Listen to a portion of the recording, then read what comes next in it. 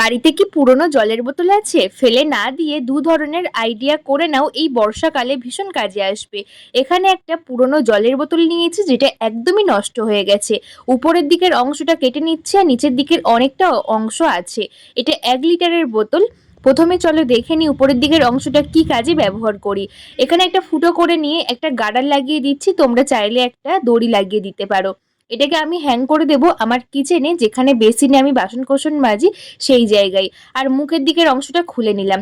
সবসময় বাসন কোসন মাজতে মাজতে দেখা যায় আমরা যখনই সাবানের উপরে এইভাবে কসব্রাইটটা রাখি, এত পরিমাণে জল থাকে যে সাবানটা আমাদের 1 মাস যায় না, 15 দিনেই শেষ হয়ে যায়।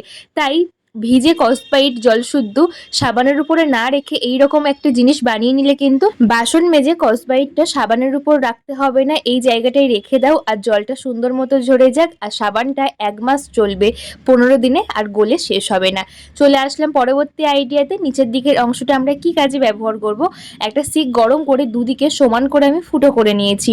এরপর একটা দড়ি লাগিয়ে নেব, একটা ব্যাগ মতো সিস্টেম করে নেব দড়ি লাগিয়ে। এখানে আমি একটু রাবার টাইপের একটা দড়ি নিয়েছি, আমি এইভাবে একটু ব্যাগ মতো করে নিচ্ছি। এটাও কিন্তু এই বর্ষাকালে ভীষণ কাজে আসবে আমাদের প্রত্যেকেরই। দেখতেই পাচ্ছ আমি গিট দিয়ে ভিতর দিক দিয়ে একটা সুন্দর মতো করে নিয়েছি। এবার এটাকে আমি বাড়িতে যে কোনো একটা জায়গায় হ্যাং করে রেখে দেবো।